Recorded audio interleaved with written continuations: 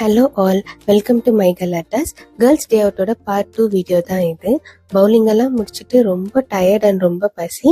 எங்களோட next destination வந்து குப்பண்ணான்ற ஒரு சவுத் இந்தியன் ரெஸ்டாரண்ட் தான்.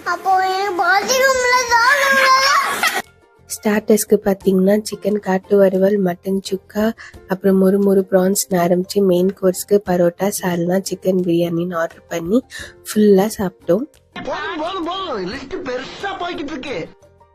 ஸ்வீட் சாப்பிடாம டே எப்படி கம்ப்ளீட் ஆகும், அதனால நாங்கள் ஃப்ரெண்ட்ஸ் எல்லாம் பக்கத்தில் இருக்கிற ஐஸ்கிரீம் ஷாப்புக்கு போயிட்டு வரலான்னு முடிவு பண்ணோம்.